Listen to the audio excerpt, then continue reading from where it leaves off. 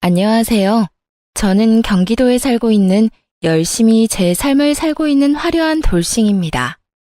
제가 이혼을 하기 전에는 주변에서 이혼을 접하게 되면 저는 안타까움, 안쓰러움을 표현하곤 했는데요. 그랬던 제가 요즘 지인들에게 이혼을 접하게 되면 잘했다고 합니다. 그만큼 전 지금 제 생활에 만족하고 지내며 요즘 같은 세상에 이혼 같은 건 흠도 되지 않는다고 생각하는데요. 지금은 이런 생각까지 하는 저이지만 저 역시 이혼을 할 당시에는 온갖 잡념들에 휩싸여 이혼을 하지 못하고 이리저리 끌려다녔습니다. 그러면 제가 어떤 일들을 겪었고 어떻게 해서 이혼까지 하게 되었는지 제 사연 들어보실래요? 저와 남편은 연애를 길게 하고 결혼까지 하게 된 부부였습니다. 연애를 하기 전에는 친구로 지냈기에 가끔 남편의 집으로 가곤 했고, 연인이 되면서도 시댁에 자주 왕래하면서 지냈던 것 같아요. 남편 역시 친정에 자주 놀러 오기도 했고, 친정 부모님과 시간을 보내며 자연스럽게 가족이 되어갔죠. 시댁에서는 저를 특히나 예뻐해 주셨는데, 남편이 외동이었던 터라 딸이 생긴 것 같다며 저를 많이 예뻐해 주셨었죠. 아름아, 넌 좋아하는 음식이 뭐니? 다음에 올 때 그걸로 해주마. 저 다 잘 먹어요. 어머님은 뭐 좋아하세요? 제가 다음에 해드릴게요. 그 작은 손으로 요리까지 할 줄 알아? 잘은 못하는데 기본적인 거 몇 가지만 할 줄 알아요. 어머님 입맛에 맞을지는 모르겠지만요. 당연히 다 맛있겠지. 아름이가 만들어주는 거면 소태밥도 맛있게 먹을 수 있는걸? 그런데 그런 일은 나중에 네 가정 생기면 네 자식한테나 해주고 지금은 내가 해주는 음식 먹어주려무나. 난 아름이 네가 맛있게 먹는 모습 보는 게 너무 좋단다. 허구한 날 허겁지겁 전쟁 치르듯 먹는 남자들만 보다가 너처럼 오물오물 토끼처럼 먹는 거 보고 있으면 이 엄마가 너무 행복해. 시모는 늘 저에게 귀엽다, 사랑스럽다, 행복하다 등의 말을 해주었고 그런 말을 들을 때마다 제가 특별한 사람이 된 것 같아 참 행복하더라고요. 여러모로 전 그런 시댁 분위기가 좋았고 남편을 사랑하기도 했지만 이런 시댁이라면 저도 가족으로 인정받고 사랑받을 수 있겠다는 생각이 커 결혼까지 하게 되었습니다. 단 한 번의 큰 소리도 조금의 의견 충돌도 없이 결혼까지 마치게 되었고 친정을 비롯해 시댁까지 화기애애한 그 자체였어요. 첫 명절이 오기 전까지는요. 아무래도 명절, 제사에 대해 들은 것이 많아 어쩔 수 없이 긴장이 되기도 하고 우리 시댁은 어떤 분위기로 나를 대할까 하는 걱정도 되더라고요. 하지만 이런 제 우려와는 달리 저와 남편이 시댁에 도착하니 이미 시모 혼자 음식을 준비하고 있더군요. 전 당연히 제가 오면 함께 시작할 거라 예상했던 터라 이런 상황은 생각지도 못했는데 조금 당황스럽더라고요. 죄송스럽기도 했고요. 심지어 준비만 하신 게 아니라 이미 반 이상을 해놓으신 터라 전 급하게 옷을 갈아입고 나머진 제가 하겠다며 앞치마를 하고 나섰습니다. 어머님, 이제 제가 할 테니 들어가서 쉬세요. 전 당연히 제가 오면 시작하실 줄 알았는데 언제부터 하신 거예요? 죄송해요. 다음부턴 좀 더 일찍 올게요. 아니야. 늘 혼자 해왔는데 뭐. 신경 쓰지 말고 옷부터 편한 걸로 갈아입으려무나. 이미 갈아입었어요, 어머님. 그러니까 이제부터 좀 쉬세요. 저 생각보다 잘해요. 그럼 우리 며느리 잘하는 거 다 알지. 다 아는데 정말 거의 다 해서 네가 할 게 없어서 그래. 괜히 너까지 힘 빼지 말고 일단 조금 쉬어. 곧 있으면 끝이니까 뒷정리나 좀 도와다오. 그러면 제가 옆에서 전이라도 뒤집을게요. 그 정도는 하게 해주세요. 이때까진 분위기 좋았습니다. 누가 먼저라고 할 것도 없이 서로 나서 일을 하려고 했고 서로의 등을 떠밀며 조금이라도 더 쉬게 해주려고 했죠. 음식을 다 마련하고 나선 시모가 쉬는 동안 혼자 뒷정리를 빨리 끝내버리곤 빨래부터 시작해서 대청소도 다 해버렸습니다. 시모가 일을 워낙 못하게 하니 빨래 대청소를 하는데 기분이 나쁘기는커녕 뿌듯한 마음마저 들더라고요. 혼자 아침부터 고생했을 시모에게 조금이라도 도움이 되었다는 생각에서 말이죠. 이런 제 마음을 알았는지 시모는 이런 말까지 해주더군요. 어쩜 그렇게도 손이 야무질 수가 있는지. 덕분에 이번 명절엔 몸살 걸릴 일 없이 잘 지나가겠구나. 음식 준비부터 뒷정리도 잘하고 아주 집안일을 우리 아름이가 다 해준 덕에 이 엄마가 편하구나. 시모는 제 두 손을 쓰다듬으며 애정을 듬뿍 담은 말을 해주었고 사랑받고 있다는 생각이 들어 참 기쁘더라고요. 그렇게 좋은 분위기에서 명절을 보냈고 친정으로 가기 전 저희를 배웅해 주시는 시모에게 준비한 용돈 봉투를 드렸죠. 어머님, 저희 이제 가볼게요. 덕분에 많이 배우고 맛있게 먹고 잘 쉬다가 가요. 아, 그리고 어머님, 여기 용돈이요.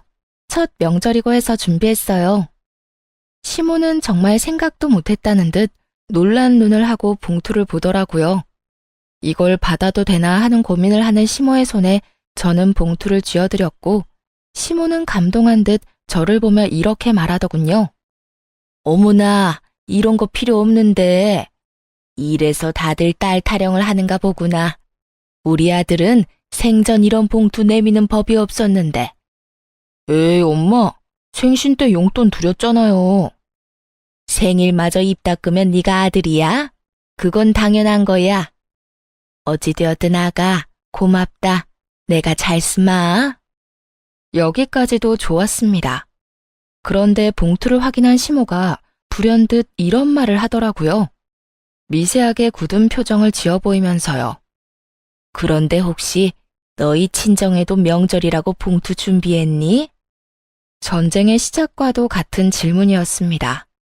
시모는 살짝 굳은 표정으로 저에게 물어왔고 시모의 의중을 알 수 없었던 저는 있는 사실 그대로 대답했어요. 굳이 숨길 필요도 없었고 차별을 두어 준비를 했던 것도 아니었으니까요. 네, 친정도 봉투로 준비했어요. 저는 매년 친정에 용돈 드렸었거든요. 그래서 올해도 마찬가지로 준비했어요. 그 순간 시모의 표정이 걷잡을 수 없이 굳어지며 완전히 다른 사람처럼 저에게 따지듯 닥달을 하더라고요. 그런 법이 어디 있니? 이제 시집 왔으면 친정을 챙길 필요 없지 않니?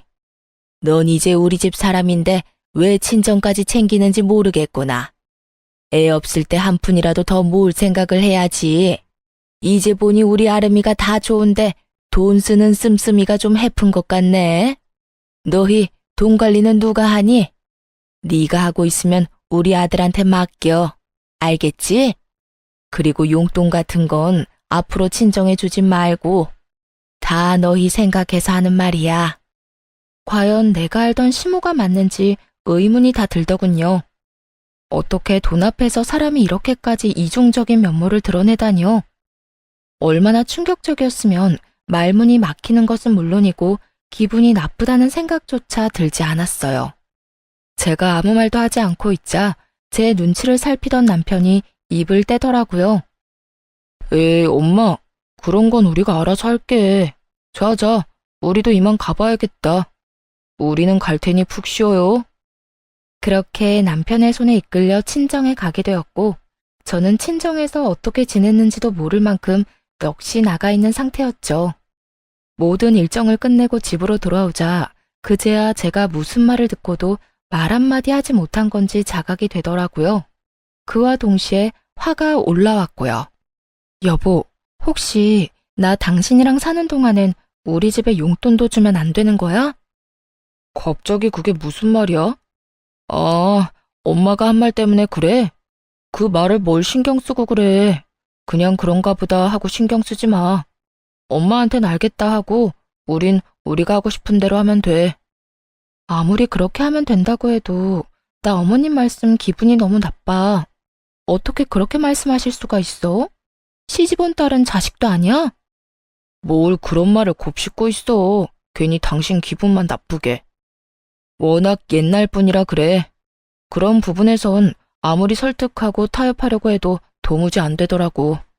그러니까 당신도 그냥 들어도 못 들었다고 생각하고 지내줘. 응? 그거 말고는 다 당신 편하게 맞춰주시잖아. 아무리 그래도 기분이 상하는 걸 어떻게 해. 내가 앞으로 그런 말 나올 것 같으면 한 발 앞서 막아주도록 노력할 테니까 기분 풀고 좀 쉬자. 당신도 지금 피곤해서 예민해져 있어. 응? 남편은 제 기분을 풀어주려 노력했고, 저는 기분은 상했지만 그냥 넘어가기로 했습니다. 남편의 말대로 딱 그 부분만 아니면 시모는 꽤 괜찮은 시모라 생각했으니까요. 그 딱 한 가지가 결국 저를 이혼까지 몰고 가게 될 줄은 그땐 몰랐습니다. 몇 번의 명절이 지나고 도무지 적응되지 않을 것만 같던 시모의 고지식한 면모도 적응이 되더라고요. 남편이 당부한 대로 앞에선 그저 네라고 답하고 뒤로는 친정을 챙기면 그만이었으니까요. 처음엔 그렇게 행동하는 저 자신이 싫었는데 어떤 면에선 그렇게 행동하는 것이 괜한 불화를 일으키지도 않고 얼굴을 붉힐 일도 없으니 현명한 며느리로서의 태도란 생각이 들기도 했습니다. 그러던 와중 친정아빠의 생신이 되었고 전 매번 시댁 어른들의 생신상만 차려들었던 것이 마음에 걸리더라고요. 그동안 부모님 생신상 한번 제대로 챙겨드리지 못한 것이 죄송한 마음이 들어 이번 생신은 집에서 대접해 드리기로 했죠. 엄마, 이번 아빠 생신상 내가 차려드릴 테니 시간 맞춰서 우리 집으로 와. 내가 입이 떡 벌어지게 한 상 차려드릴 테니까. 어머, 웬일이라니? 웬일은 무슨? 딸이 시집 가더니 철든 거지 뭐. 매번 시부모님들 생신상 차리면서 아빠 엄마 생각 많이 했었어. 딸이 돼서 제대로 된 생신상 한번 안 차려주고 시집 온 게 내심 죄송스럽기도 했고. 그러니까 이번엔 내가 처음부터 끝까지 다 준비할 테니까 시간 맞춰서 와서 식사만 하셔요. 그래, 알겠어. 네 아빠 또 울겠구먼. 그렇지 않아도 딸이라면 넘어가는 양반인데 그런 딸이 차린 생신상이라고 하면 눈물이 앞을 가려 밥이나 제대로 드실 수 있으려나 모르겠다. 어찌되었든 신경 써줘서 고마워, 딸. 덕분에 아빠 행복하겠네. 엄마와의 통화를 마치고 나니 더욱 죄송한 마음이 들더라고요. 이렇게 기뻐해 주실 줄 알았다면 진작 모셨을 텐데 하는 마음에서요. 전 더욱 생신 준비에 박차를 가했고 전날 장보기를 마치고 당일 아침부터 일어나 생신상을 준비했어요. 아침 일찍 일어나 남편 출근시키고 생신상 준비를 하는데 시모에게 전화가 오더라고요. 평소에도 통화는 자주 하던 터라 전 아무 생각도 의심도 없이 그 전화를 받게 되었습니다. 아름아, 우리 아들이 그러는데 오늘 사돈어른 생신 너희 집에서 한다며? 그 순간 정말 할 수만 있다면 남편 입을 찢어버리고 싶은 심정이었어요. 평소 시모가 어떤 사상을 가지고 있는 줄 알면서 그런 말을 전하는 것이 제정신 박힌 사람이 할 수 있는 일인가 싶더군요.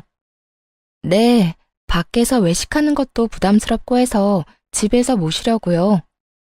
좋은 변명이었다고 생각한 저와는 달리 시모는 제 생각보다 더 대단한 사람이더군요. 제 말에 이런 말을 했으니까요. 외식을 할 필요가 뭐가 있어. 그냥 친정에 가서 있는 반찬에 밥이나 한 끼 먹으면 되는 거지. 다른 것도 아니고 생신이니까 내가 이때껏 네 친정 생신은 챙기게 두었는데 아무래도 안 되겠구나. 앞으로 생신도 챙기지 말거라. 어떻게 된 사람이 이런 말을 할 수가 있는 걸까요? 같은 여자, 같은 며느리의 경험이 있는 사람으로서 다른 것도 아닌 부모님의 생신을 챙기지 말라고 명령할 수가 있는지 이해가 되지 않았어요. 부탁, 권유도 아닌 명령조 시모의 말투에 저 역시 화가 났어요. 네? 아무리 그래도 생신은 챙겨야죠. 생신 챙긴다면서 괜한 낭비하니까 그렇지. 오늘도 봐라. 내가 너희 집 잠시 들린다고 우리 아들한테 연락 안 했으면 이딴 짓이나 하고 있다는 것도 몰랐을 거 아니니? 요즘 물가가 얼마나 올랐는데 생신상을 그것도 집에서 차려준단 말이니? 네가 우리 아들 집에서 그딴 짓거리 하면 퇴근하고 피곤한 우리 아들 제대로 쉬지도 못하고 그게 뭐 하는 짓이냐고? 혹시 아세요? 너무 화가 나면 아찔해진다는 것을요. 저는 생전 처음으로 너무 화가 나 아찔해지는 기분을 느끼게 되었고 그 순간 이때껏 참아왔던 모든 것을 터뜨렸어요. 어머님, 정말 해도 해도 너무하네요. 다른 것도 아니고 생신인데 제가 이 정도도 못 해드리나요? 그거 얼마나 한다고. 그리고 생신상에 드는 비용도 제가 번 제 돈으로 마련하는 거라고요.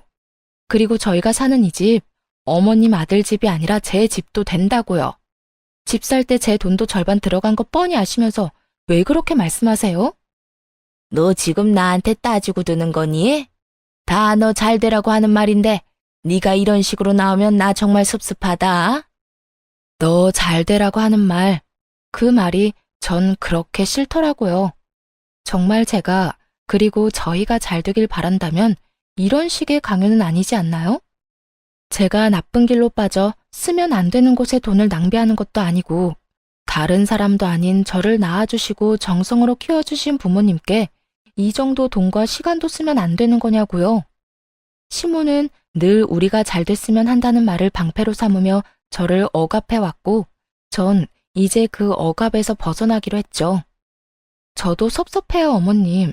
어머님이 저 잘 되라고 하는 말씀 전부 다 저한테는 다 섭섭하다고요. 시집을 가면 딸이 아닌 게 되는 것도 아닌데 왜 제가 친정에 어떤 일도 하지 말라고 하세요? 저를 낳아주시고 이날 이때껏 온 정성을 쏟으면서 저를 키워주신 부모님께 아무것도 안 하고 아무 관심도 가지지 않는 게 정말 저를 위하는 일이라고 생각하세요? 전혀 아니에요. 전 한두 푼 아끼자고 그렇게 살고 싶지 않다고요. 전 앞으로 어머님이 뭐라고 하시든 간에 친정이 할 도리는 하면서 살 거예요. 이런 제가 정 마음에 들지 않으시면 제가 돈을 어떻게 쓰든 관심을 가지지 말아주세요. 그러면 서로 얼굴 붉히는 일도 없고 서로 좋지 않겠어요? 뭐야? 너 지금 말 다 했니? 아름이 너 그렇게 안 봤는데 아주 되바라졌구나. 어디 어른한테 버릇없이 그딴 식으로 말하는 게야? 내가 말했지? 다 너 잘 되라고 하는 말이라고. 처음엔 생신상 용돈으로 시작해서 나중엔 더 큰 돈, 더 큰 걸 바라는 게 사람 마음이란 걸 왜 모르니? 네 친정 부모님이라고 다를 줄 알아? 나이 더 들면 기댈 거라곤 자식밖에 없을 텐데 그때 가서 너 어떻게 하려고 지금부터 지갑 노릇을 하려고 하냔 말이다. 저희 부부가 진짜 누구의 지갑 노릇을 하고 있는데 이딴 말을 하는지 모르겠더라고요. 시모는 친정에는 용돈도 주지 말라고 하며 달마다 저희에게 용돈을 받아 쓰는 것도 모자라 병원도 회사 다니는 저를 꼭 데리고 다니며 그 병원비조차도 저에게 다 내라고 하는 사람이었습니다. 그런 사람이 저딴 말이나 하니 퍽이나 진정성 있어 보이더라고요. 제발 그 말 좀 하지 마세요. 다 저 잘 되라고 한다는 그 말이요. 그게 어떻게 제가 잘 되라고 하는 말이에요? 그리고 지갑이요? 그런 식으로 따지면 저희가 어머님께 매달 드리는 용돈부터 각종 병원비까지 더는 도움을 드리면 안 되겠네요. 어머님 역시 이제 기댈 거라곤 외동아들 하나뿐일 텐데 사람 마음 모르는 거라고 저희한테 더 큰 걸 바라면 어떻게 해요? 그걸 말이라고 하니? 진정하고 시댁이 갔니? 내가 누누이 말하지 않았니? 시집 오면 넌 친정 사람이 아니라 우리 이 시집안 사람이라고. 넌 이제 우리 가족인데 가족인 날 돕는 건 당연하지. 저한테는 그 모든 게 당연하지 않으니까 그렇게 살고 싶으신 어머님이나 친정 다 무시하면서 잘 사시고요. 저한테 더는 강요하지 마세요. 저 이만 끊을게요. 더 이야기 나누다간 정말 어머님하고 사이 틀어질까봐 겁나네요. 그러면 들어가세요. 저는 전화를 끊어버렸고 시모에게서 전화가 계속해서 왔지만 연락을 받지 않았죠. 정말 생각하면 할수록 화가 나더라고요. 시부의 생신날엔 시모와 함께 여행을 보내드렸고 시모의 생신날엔 명품 가방을 선물했었습니다. 물론 선물과는 상관없이 생신상까지 차려드렸었고요. 그땐 이런 며느리가 또 없다고 덕분에 이런 호강을 다 누려본다고 했던 사람이 어떻게 그깟 생신상 한번 마음 편하게 차리지도 못하게 하는 것인지 너무 화가 나더라고요. 이런 부모도 부모라고 그 큰 돈을 들여가며 신경을 쓰고 대접했던 저 자신에게도 너무 화가 나기도 했습니다. 하지만 언제까지나 씩씩거리며 화를 내고 있을 수는 없는 노릇이었어요. 처음으로 차려드리는 친정아빠의 생신을 이딴 식으로 망치고 싶진 않았거든요. 그래서 전 마음을 가다듬고 기뻐하실 부모님의 얼굴을 떠올리며 생신상을 준비했고 밑재료 준비를 끝내고 한숨 돌릴 때쯤 거칠게 문을 두드리는 소리가 들려오더군요. 야! 야! 문 열어! 이 문 당장 열어! 설마 했던 우려가 현실이 되는 순간이었어요. 화가 머리끝까지 난 시몬은 집으로 들이닥쳤고 제가 문을 열어주자마자 저를 밀치고 집으로 들어오더니 화를 내며 기껏 준비한 재료들을 다 엎어버리기 시작하더군요. 이게 무슨 짓이에요? 그만두세요. 그만하시라고요. 이거 놔라 이년아. 네가 그만하라고 하면 내가 그만할 줄 알아? 어디 건방지게 뭐? 강요하지 마. 신경을 꺼. 내가 너한테 어떻게 했는데 네가 감히 나한테 그런 식으로 명령을 해. 이 고약한 년. 내가 너 버릇을 단단히 고쳐줄 거다. 생신상? 웃기지 마. 내가 절대 아무것도 못하게 해줄 테니까. 아무리 말려도 눈이 돌아버린 시모를 말리는 건 불가능했어요. 이미 재료들은 손 쓸 수 없이 망가진 상태였고 제가 말리면 말릴수록 시모는 더 격하게 난동을 부리더군요. 시모는 아예 집에서 어떤 음식도 만들게 하고 싶지 않았는지 아예 냉장고 문까지 열어 모든 음식들을 다 꺼내 바닥에 쏟아부어 버리더군요. 전 그저 그런 시모를 지켜보며 분이 풀릴 때까지 지켜보기로 했죠. 그러면서도 남편에게 연락해 당장 집으로 오라는 말을 전했고 시모의 난동을 부리는 모습을 동영상으로 남기기도 했습니다. 네 년이 감히 날 우습게 봐? 이게 오냐오냐 해줬더니 어른 무서운 줄 모르고 날뛰는 꼴이라니. 내가 이렇게까지 하는데도 네가 생신상 차려낼 수 있을지 두고 보자.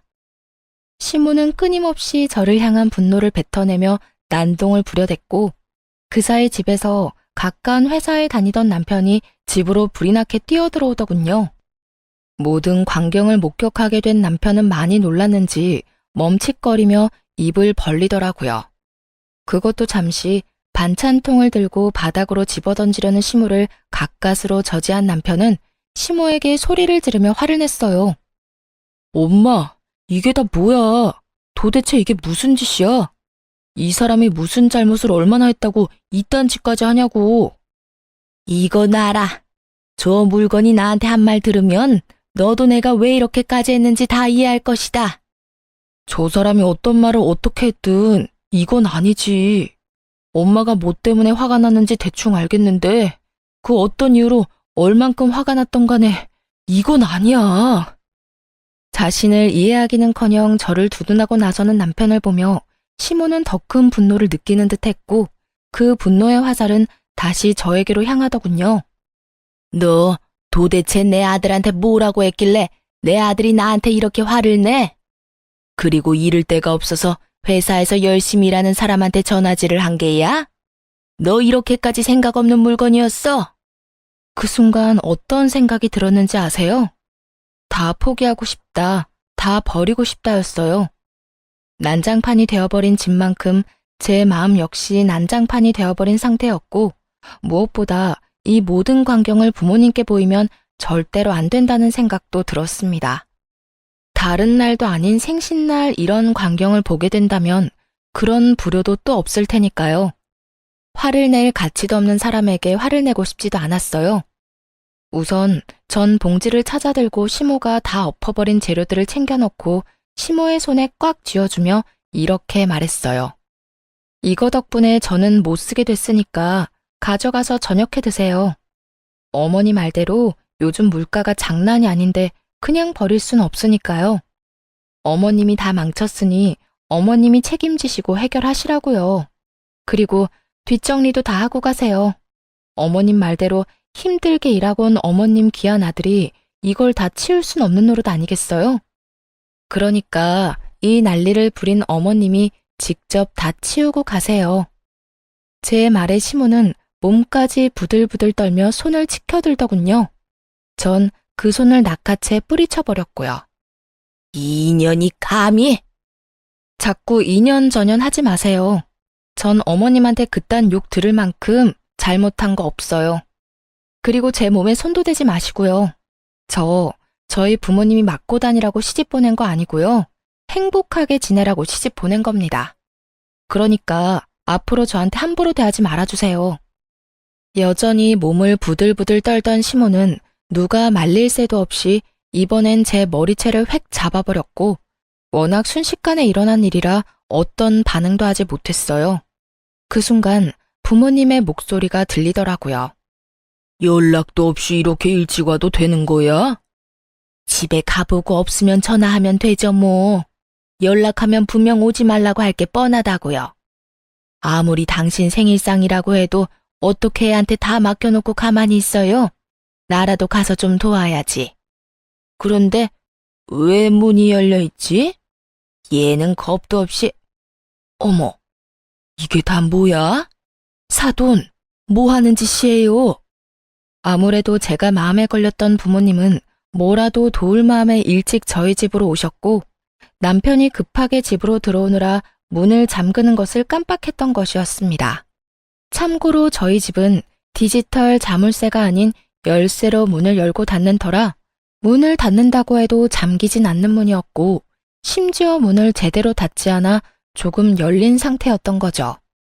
아무것도 알 리 없었던 부모님은 문을 열고 집으로 들어왔고 그곳에서 처음 본 것이 제가 시모에게 머리채를 잡혀 이리저리 휘둘리고 있는 상황이었던 것이었어요.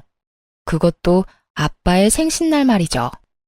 제가 떠올리기도 싫었던 최악의 상황이 되어버렸고 제가 시모의 손에 휘둘리는 그 순간에도 부모님에 대한 죄송함에 어찌해야 할 바를 모르겠더라고요.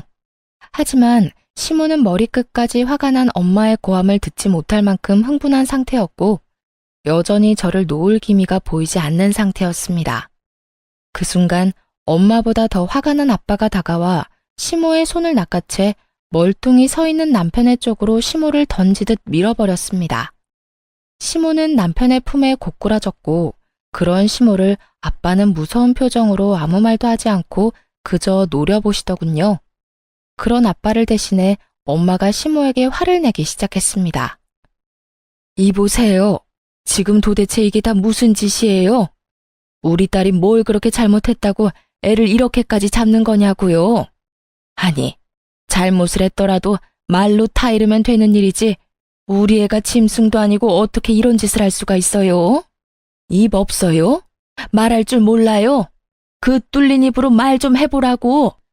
격한 감정을 드러내며 시모에게 따져묻는 엄마와 아무 대답도 하지 않는 시모. 그야말로 그런 난리가 또 없는 상황이었어요. 그 상황에서도 화가 나는 것은 시모의 침묵이었어요. 엄마의 그 어떤 물음에도 시모는 그저 침묵을 지키고 있었는데 그 침묵의 의미는 미안함이 아닌 그저 말도 섞고 싶지 않다는 느낌이 강하게 들었기 때문입니다. 엄마가 시모를 몰아붙이는 내내 시모는 빈정거리는 표정을 지어 보이며 입을 삐죽거리는 듯 엄마를 농락하는 모습을 보이더군요. 그 모습은 너는 짓거려라, 난 안 듣는다는 식의 무시와 다름이 없었고 엄마도 저와 똑같이 느꼈는지 말할 가치도 없다시며 저를 데리고 나와 친정으로 와버렸습니다.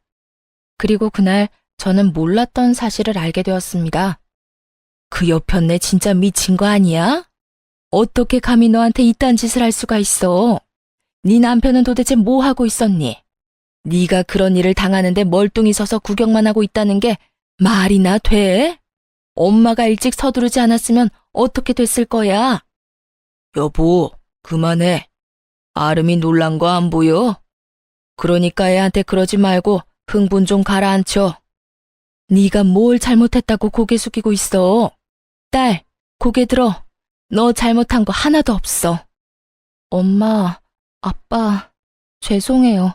하필 생신날 이런 꼴 보여서. 네 잘못 아니라니까. 어떻게 인간의 탈을 쓰고 남의 집 자식한테 그딴 짓을 할 수가 있어?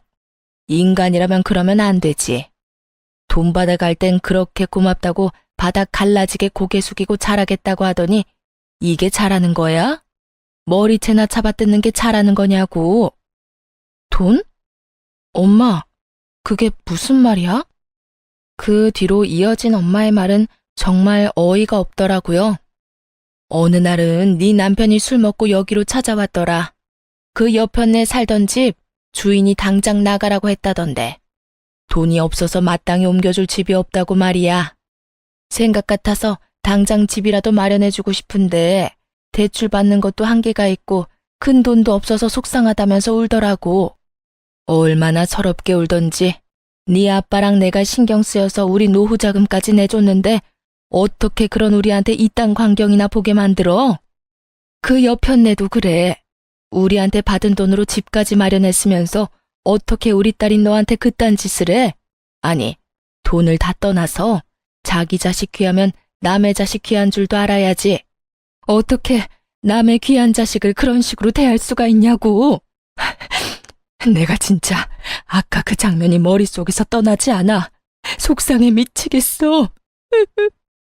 이렇게까지 감정 표현을 하는 분이 아닌데 많이 속상하시던 엄마는 제 앞에서 화를 내시며 우시더라고요. 평소라면 다 괜찮다고 그런 일도 있다며 제 등을 쓸어내려 주셨을 엄마가 우시는데 제 마음도 무너져 내리더군요. 그렇게 한참 울은 저는 겨우 마음을 진정시키고 생각을 정리했어요. 정리하면 할수록 이해가 되지 않더라고요. 저에게 말 한마디 하지 않고 친정에서 큰 돈을 받아간 남편. 남편에게 그 큰 돈을 받아 집을 마련한 시모. 친정에서 받은 돈으로 집까지 마련했으면서 친정엔 조금의 용돈도 용납하지 않았던 시모. 그 모든 게 이해가 되지 않았습니다. 더욱 괘씸한 건 남편이었어요. 시모의 집을 마련하던 시기에 제가 이것저것 물었던 적이 있는데 그때마다 남편은 저에게 거짓말을 해대며 어물쩍 그 상황을 넘어가곤 했으니까요. 그땐 친정에서 도움을 받았을 거란 생각도 못한 상황이라 속여봤자 대출금 정도라 생각했었어요. 그래서 효도하고 싶다는데 제가 뭐라고 나서나 하는 생각에 더는 아무 말도 하지 않았던 것이고요. 하지만 그 모든 행동이 저를 속이기 위한 행동이었다고 생각하니 너무나도 괘씸하더군요. 그렇게 남편에 대한 실망감과 시모에 대한 넘치는 분노 때문에 어찌해야 할 바를 모르고 있었어요. 그러는 와중에도 남편은 와서 빌기는커녕 연락 한 통이 없더라고요. 분노와 체념이 오가는 며칠이 흐른 후 남편에게 연락이 왔고 전 친정 근처 카페에서 남편을 만나게 되었습니다. 어쩌면 싹싹 빌며 사과를 해올 수도 있을 거라 생각했는데 남편은 다리를 꼬고 앉아 저에게 이혼을 통보하더라고요. 그 역시도 제 예상 안에 있기도 했지만요. 우리 이혼하자. 뭐? 이혼? 그래, 이혼. 엄마랑 많이 이야기해봤는데 아무래도 우리 이혼하는 게 좋을 것 같아. 당신이랑 엄마 사이에서 나도 힘들고 당신도 앞으로 우리 엄마 보기 싫을 거고 그러면 난 더 힘들어질 거고 우리 앞날이 뻔하잖아. 지금 이혼을 입 밖으로 내뱉고 싶은 사람이 누군데 감히 누가 먼저 이혼을 입 밖에 내나 싶더라고요. 그러면서도 그 검은 속내가 뻔히 보이기도 했고요. 이혼? 당연히 해야지. 그런데 당신 우리 집에서 돈 많이 받아갔더라. 그 돈으로 어머님 집 사는데 보태드렸고 이혼은 하는데 돈은 다 토해내야 하지 않겠어? 제 말에 남편은 그게 무슨 헛소리냐고 웃더라고요. 그러면서 하는 말은 정말 가관이었습니다. 내가 왜 그 돈을 줘야 해? 난 빌린 적도 없는데? 내가 빌려줬다는 증거라도 있어? 있으면 가지고 와 보든가. 이런 걸 보고 딱 잡아뗀다고들 하시죠? 네, 남편도 그런 적 없다며 딱 잡아떼기 시작하더라고요. 여유롭게 커피까지 홀짝홀짝 마셔대며 증거가 있다면 가지고 오라는데 그 모습이 참 하찮더라고요. 얼마나 보고 배운 것이 없으면 저렇게까지 뻔뻔할까 싶기도 하고 얼마나 생각하는 바가 밑바닥이면 저딴 행동밖에 하지 못할까 싶기도 해서요. 이혼의 단어가 나오고 난 후, 아니 어쩌면 어렴풋이 설마 이러진 않을까 했던 제 생각과 전혀 다르지 않은 하찮은 태도였어요. 부모님은 남편에게 차용증 한 장 쓰라는 말도 하지 않고 돈을 주었고 이체를 해주었다고는 하나 그냥 준 것이라고 우기면 할 말이 없는 상황이었죠. 하지만 제 부모님은 제가 생각했던 것보다 상황 대처 능력이 더욱 대단한 분들이시더라고요. 증거 있어. 이런 상황을 예상하고 그랬던 건 아니지만 우리 엄마 아빠가 그날 그 상황을 다 동영상으로 남겨놨다고 하시더라고. 네, 맞습니다. 부모님은 차용증 대신 홈 CCTV로 모든 상황을 녹화했고 그 녹화본을 따로 간직하고 계셨다고 하더라고요. 그 홈 CCTV는 제가 설치를 해드린 것이었는데 아무래도 두 분만 계시는 것이 불안해 설치해둔 것이 이렇게 쓰인 것이었죠. 그럴 리가 없다는 표정의 남편을 향해 동영상을 틀고 볼륨을 키웠죠. 장인어른, 장모님, 정말 감사합니다. 제가 형편이 되는 대로 조금씩이라도 갚겠습니다. 덕분에 저희 어머니 이제 이사 걱정 없이 보내실 수 있게 됐어요. 정말 감사합니다. 제가 이자까지 쳐서 꼭 갚겠습니다. 영상 속의 남편은 고개를 바닥에 박고 눈물을 흘리며 온 마음을 다해 감사한 마음을 전하고 있었어요. 그런 남편을 아빠는 일으켜 세우며 진정시켜 주셨고요. 그래, 이 돈으로 해결된다니 다행이네. 좋은 일인데 뭘 그렇게 울고 그래. 인제 그만 울고. 자네, 내가 이 돈 왜 빌려주는 줄 알지? 우리 딸 눈에 눈물 흘리게 하지 말라고 빌려주는 걸세. 돈 때문에 자네가 힘들어하면 우리 딸도 힘들 테니 우리 노후 자금까지 털어서 빌려주는 거라고. 네, 잘 압니다. 제가 아름이 눈에 눈물 흘리지 않게 잘하겠습니다. 정말 세상에서 제일 행복한 여자로 만들어줄 겁니다. 그래, 그거면 됐어.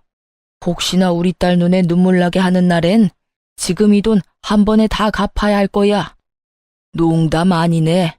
나는 다른 건 몰라도 내 딸 눈에 눈물 나는 꼴은 못 봐. 자네, 내 말 무슨 뜻인지 알지? 네, 잘 알겠습니다.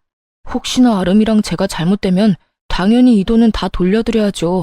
하지만 그런 일은 절대로 없을 테니 걱정하지 마십시오. 차용증이라도 쓰라고 하면 쓰겠습니다. 됐어. 차용증은 무슨. 그런 건 필요 없으니까 약속이나 잘 지켜. 아빠의 말처럼 차용증은 필요가 없었죠. 이렇게 버젓이 동영상이 있으니까 말이죠. 남편은 사색이 되어 저에게 아무 말도 하지 못한 채 눈만 동그랗게 치켜뜨고 있었고 전 그런 남편에게 이혼 통보를 되돌려 주었어요. 이혼하자고 했지? 뭐라고 했더라? 우리 앞날이 뻔하다고 했었나? 그렇긴 해. 우리 앞날이 너무 뻔하게 잘 보여서 나도 더는 당신이랑 못 살겠다. 이렇게 이혼할 거 이때까지 왜 참고 살았나 모르겠어. 어찌되었든 위자료 청구는 할 거니까 준비해놔. 당신 포함해서 당신 엄마한테도 소장 갈 거니까 참고하고. 그러면 법원에서 봐. 할 말을 다한 제가 자리에서 일어나려고 하자 손바닥 뒤집듯 태도를 180도 바꿔버린 남편놈이 제일 가벼운 무릎부터 꿇더라고요. 여보, 잠시만. 정말 이혼하자는 말이 아니었어. 그런 뜻이 아니었다고. 내 말 좀 들어봐. 들을 말이 뭐가 있어. 네가 뭘 생각하는지, 어떤 생각으로 나한테 이혼까지 하자고 하는지 누구보다 더 잘 알고 있는 게 난데. 돈 빌려갈 때는 목이 부러지라 조아리면서 다 갚는다고 호언장담을 하더니 뭐? 빌린 적이 없어? 이 영상 없었으면 너 끝까지 그런 적 없다면서 이혼하자고 난리를 부렸겠지? 내 말이 틀려? 됐어. 너 같은 인간 쓰레기를 무슨 말을 더 하겠니? 난 이제 너한테 듣고 싶은 말도 전혀 없고 더는 너 같은 인간한테 하고 싶은 말도 없어. 아니야, 그런 게 아니라고. 난 그저 내가 이혼하자고 하면 당신이 숙이고 들어올 줄 알고 그런 거였어. 그리고 돈은 당신이 막 몰아붙이니까 나도 순간 짜증이 나서 아무 말이나 짓거린 거야. 아, 진짜 구질구질하다. 변명을 하려거든 제대로나 해. 되지도 않는 변명으로 그렇지 않아도 폭발 직전인 사람 더 열받게 하지 말고. 변명이 아니라 진심이야. 제발 내 말 좀 믿어주라. 나 당신 아직 많이 사랑해. 사랑 같은 소리 하네. 이거 나. 남편은 그제야 저를 붙잡고 늘어졌지만 전 그런 남편의 손을 뿌리치고 자리를 벗어났습니다. 그 후 예정대로 남편과 시모에게 소장을 날렸고 그 결과 위자료도 받고 이혼까지 마무리하게 되었습니다. 부모님 역시 전 남편에게 빌려주었던 돈을 다 돌려받게 되었고요. 친정 부모님께 줄 돈과 저에게 줄 위자료 때문에 전 시모는 집을 다시 팔고 작은 월세집으로 이사하게 되었고 전 남편 역시 저에게 최고액의 위자료를 주게 된 탓에 빚쟁이가 되어 전 시모의 집으로 들어가게 되었죠. 그렇게 모든 게 끝났다고 생각했는데 전 시모에게 전화가 오더라고요. 아름아, 잘 지냈니? 첫 마디에서 온몸에 소름이 쫙 돋는 것이 귀신 목소리를 들은 것처럼 기분 나쁜 소름이 돋더군요. 전 아무 대답도 하지 않았고 그런 상황을 예상했다는 듯 시모는 아랑곳하지 않고 자기 말을 이어나가더군요. 잘 지내지? 잘 지내겠지. 우리 아름이는 야무지고 똑똑하니까. 다름이 아니라 내가 그동안 생각 많이 해봤는데 내가 여러모로 너한테 몹쓸 짓을 많이 했더구나. 너 같은 며느리가 또 어디 있다고 내가 너한테 그런 짓을 한 건지. 네 남편, 아니, 우리 아들한테 혼 많이 났다. 나 때문에 너랑 이혼하게 됐다고 날 많이 원망하더구나. 틀린 말은 아니지. 내가 널 이혼시킨 거나 마찬가지지. 내가 정말 미안해. 그래서 말인데, 내가 이렇게 사과할 테니 이혼은 없던 일로 하면 안 되겠니? 기가 막히더라고요. 이제 와서 속내가 뻔히 보이는 사과를 하는 것도 어이가 없었지만 전 남편 역시 어이없기는 매 한 가지였어요. 본인이 누굴 원망할 처지조차 되지 않으면서 감히 누굴 원망하는 것인지. 저요, 전 시모에게 그 모진 수모를 겪었을 때도 전 남편이 저도 모르게 큰 돈을 친정에서 받아갔을 때도 화가 나고 괘씸하긴 했지만 이혼하겠다고 확실하게 마음먹은 건 아니었어요. 시모야 연을 끊고 살면 되는 거고 다른 사치 부리는 데 쓴 돈도 아닌 부모 집 마련해준다고 빌려간 돈이야 갚으면 그만이라고 생각했으니까요. 하지만 전 남편은 제 이런 마음을 짓밟는 것도 모자라 부모님이 자신을 믿고 차용증을 쓰지 않았다는 것을 악용해 돈까지 꿀꺽 삼키려는 모습을 보며 비로소 이혼을 결심하게 되었던 것이었어요. 물론 불을 지핀 건 시모가 맞지만 그 작은 불씨를 큰 불로 만든 것이 본인이면서 시모를 앞세워 저를 설득하려는 그 속내가 참 어이없으면서도 화가 나더군요. 저는 그럴 생각 없어요. 전 그 인간한테도 오만정이 다 떨어졌다고요. 받을 도움은 다 받고 돈 안 갚아도 되겠다 싶으니까 저부터 버리는 남자. 당신 같으면 데리고 살고 싶겠어요? 거기에다 집도 절도 없는 빚쟁이인 남자를요? 저 그 정도로 바보는 아니에요. 아름아, 그러지 말고 다시 한 번만 생각해 주려무나. 우리 아들 금방 일어설 수 있어. 아직 나이가 젊잖니. 그러니까 그간의 정을 생각해서라도 다시 생각해 주려무나. 결국 전 시모는 악어의 눈물을 쏟아내며 매달리기 시작했고 전 그런 시모에게 이렇게 말했습니다. 그러니까요. 나이도 젊은데 제가 왜 그딴 인간이랑 살아야 하나요? 앞으로 살 날이 긴데 그딴 인간 뒷바라지만 하면서 살라고요? 밑 빠진 독에 물 부어가면서 고생할 마음 없으니까 다신 연락하지 마세요. 저는 전화를 끊어버린과 동시에 차단해버렸고 그 후론 연락이 닿는 일은 없었습니다. 참 한심하지 않나요? 가만히라도 있으면 절반이라도 간다고 그저 주는 대로 받고 하는 대로 가만히 두기만 했더라도 좋은 집에서 편하게 잘 살았을 텐데. 괜히 건드리면 안 될 사람을 건드려서 저 고생을 하나 싶었네요. 뭐 자기 복 자기가 찬 거 아니겠어요? 요즘 전 친정에서 지내고 있어요. 회사는 여전히 잘 다니는 중이며 요즘엔 남자친구가 생겨 행복하고 아기자기한 연애를 하고 있는 중이랍니다. 지금 만나는 사람은 좋은 사람이에요. 따뜻한 사람이죠. 언제 어디서나 제가 우선이라고 말해주는 사람이고 만나는 지난날 동안 여름에는 손 선풍기를 겨울엔 핫팩을 건네주는 그런 따뜻한 마음과 세심한 배려를 할 줄 아는 남자예요. 무엇보다 길을 거닐 때면 꼭 저를 길 안쪽에서 걷게 하는 남자친구를 보며 이렇게 따뜻하고 세심한 사람도 있구나 하는 생각을 하곤 해요. 아직까진 결혼 생각은 없지만 지금 제가 사랑하는 남자친구의 모습이 변함이 없다면 그리고 이 모습이 정말 이 남자의 본 모습이라면 다시 한번 용기를 낼 수도 있을 것도 같아요. 그 정도로 요즘 행복하고 사랑 가득한 날들을 보내고 있습니다. 앞으로도 전 연애도 하고 일도 하며 제 삶을 행복하게 살아가 보려고요. 저 역시 처음 이혼했을 땐 다시 연애를 시작하는 것이 상대방에게 왜인지 죄를 저지르는 기분이 들더라고요. 하지만 곰곰이 생각해보니 제가 죄를 짓고 있는 건 아니더라고요. 제가 이혼 사실을 숨긴 것도 아니고 이혼을 한 게 죄는 아니니까요. 제가 뭘 하든 어떤 연애를 하든 그건 제 자유 아닐까요? 그러니까 저와 비슷한 상황의 돌싱녀, 돌싱남 분들, 우리도 행복하게 살아봐요. 언제까지나 아픔에 절망감에 빠져 시간을 낭비할 순 없지 않을까요? 충분히 아파했고 충분히 힘들었던 만큼 이제 우리 다들 행복합시다. 꼭 새로운 사람을 만나 새로운 출발을 하는 것만이 아닌 본인이 원하는, 본인이 꿈꾸는 그 행복을 위해 다 함께 노력해봐요. 그러면 저는 모든 분들의 행복하고 사랑 가득한 삶을 응원하며 이만 물러가 볼게요. 긴 사연 들어주신 모든 분들 감사합니다.